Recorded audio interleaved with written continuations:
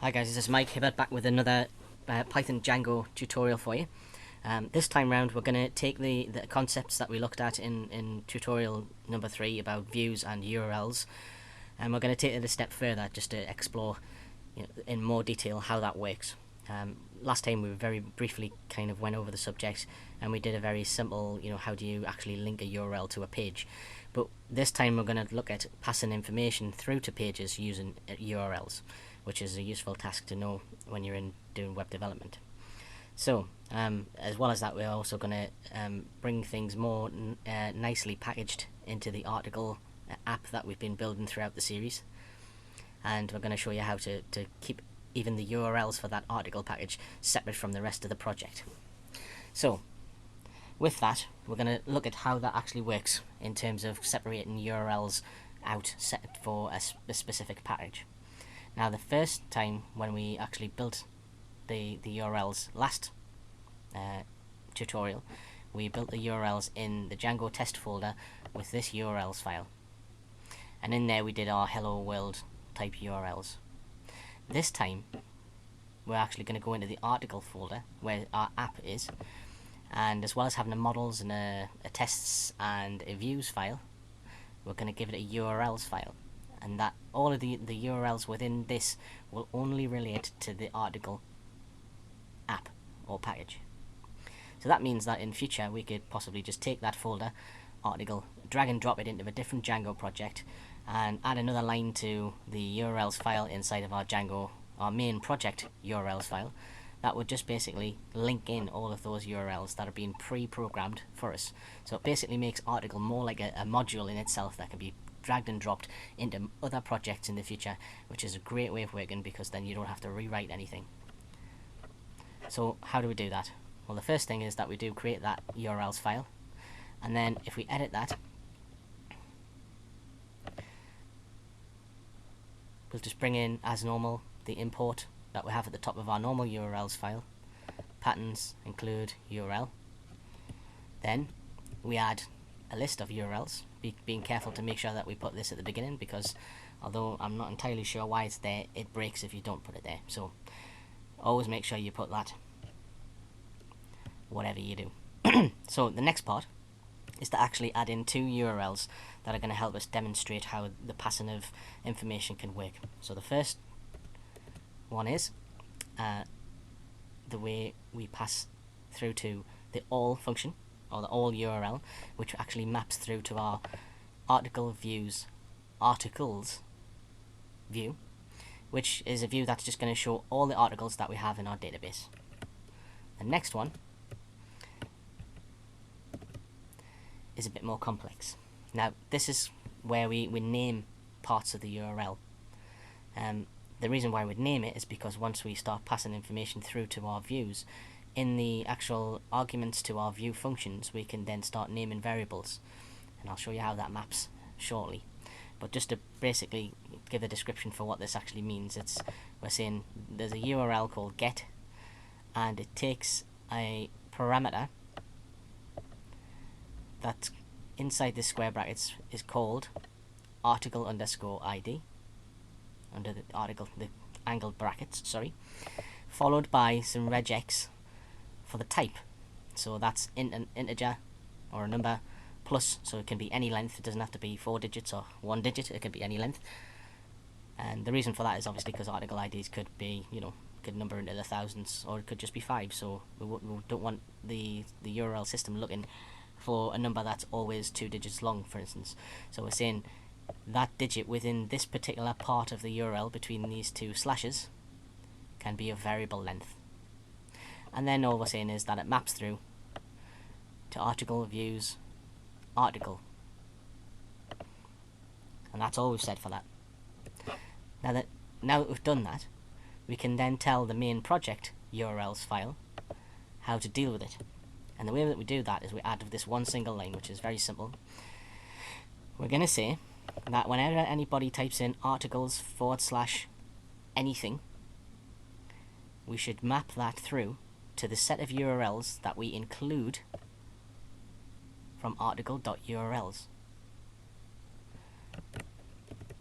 Now, that basically includes everything that we've put in the other URLs file and maps it over onto the end of the article's URL that we'd have on our website address.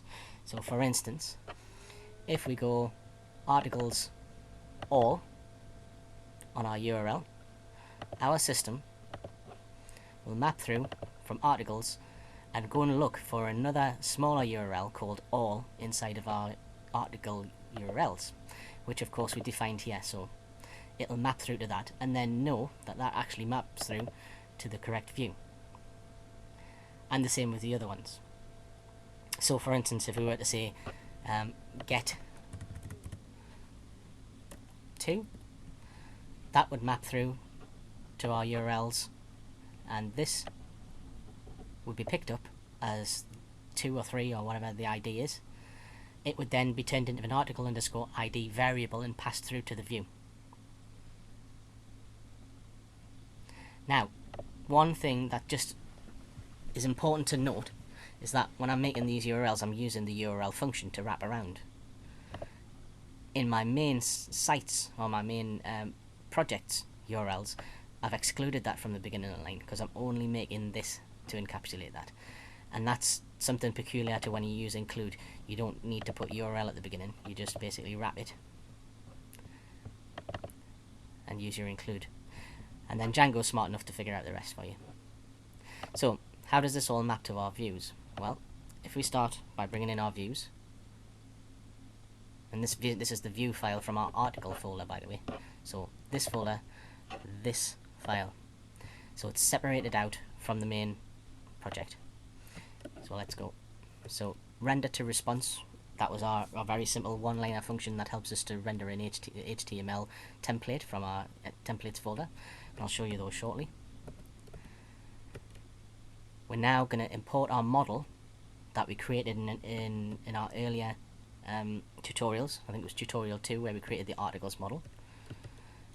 We're just importing it, article.models, import article, which is our model class. And then we create 2 small view functions. The first one is articles.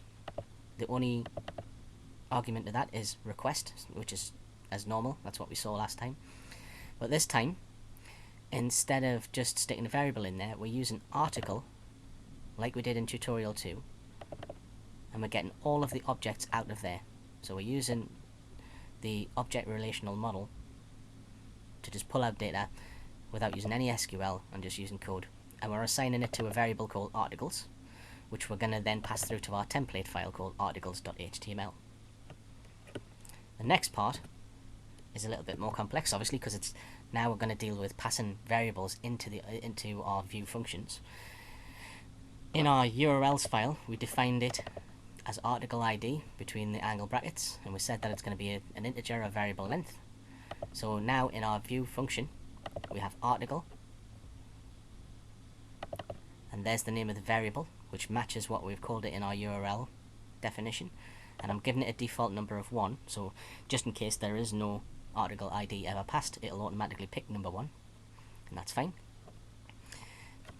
Now, instead of just saying article objects all, like we did up here, I'm going to say get. And I'm going to say get where the ID equals the article ID that we've just passed in through the function. And then pass that through as a variable called article through to our template. And then basically render that and return it. So that's very simple. So we've set up our URLs. We've told our views what to expect in terms of arguments and what to do once we've got our arguments. Pull out the information from the database. What do we do on the template side? Now, this is going to be a very brief introduction to templates also, because in I think it's probably going to be the next tutorial. I'm going to cover templates in more detail, but here's the basics, just so you know how to actually drop in some information. In our article template, we have some HTML, and we'll put some placeholders in, as we did in the previous example, using our article variable that we passed through from the views, just here, using that line. We're going to say put the article dot title, so the member variable, or the contents of the member variable title, inside of this article object into there, and also the body part into there. So that's very simple for the article view. Now, we did articles, and then we did get all of the articles and pass them through as a list of articles to the articles template. So how does that work? What we're going to do is something similar to what you would do in Python, but we're going to use Python's the Django template language instead. So we've got our HTML that wraps around everything, obviously, but we have this new way of doing things, because we've seen this before, where you put the two curly braces around either side, and you put your variable name inside there, and it knows how to replace. But this is different. This means that this is some form of logic that the template language has to carry out. So we've got double curly brace for a placeholder or a insert information here kind of signal to the template language, and then we have a curly brace and a % sign to say this is something that you have to perform in a logical sequence. So this is our standard Python way of making for loops, except we don't put the semicolon on the end, or the colon rather. We just basically say for articles in article and close with a % and curly brace. And then later on down here, we let the template language know that we finished our for loop here. Obviously in Python you don't have that because you rely on indentation, but this is kind of like Python but not quite. So we do have to have the placeholder at the end to tell the template language when to finish this for loop. And we do that by saying end for with the correct markers to say that this is part of logic. So with this for loop we're creating an article, then we're creating a header and creating a hypertext link to the URL articles get, and then we insert the placeholder for our article ID. Then we're just going to wrap that around the title of the article in the list, and underneath put the body. That's as complicated as that's going to get for the time being. I'm not going to go into any more details about templating language. This is just enough for the example to give us an idea of how that all works. So to finally sum that up, we pushed all our URLs into the article app package so that that would be kept separate from the rest of the site. We then made a small reference to it, and then finally we created two views that can respond by getting all of the articles or one individually and passing it through to the relevant template, where it will then be drawn, or rendered rather, into our web browser. So let's see what happens. I really hope this works because it worked last time I ran it, but you never know. Favourite software developers cry that it ran last time I ran it. Okay, so let's see if we can start with all. Yeah, that's worked awesomely. So this is our title bit, and we can see it's wrapped a link around it with the ID. This one also, but with a different ID. This one also. I wasn't particularly clever or creative in sticking body text in there, but I'm pretty sure that's the right body text for those. So we should then be able to click these and it'll take us through to our other URL, which it does. And there you can see it's saying get ID number 1, get ID number 2. So that seems to have worked.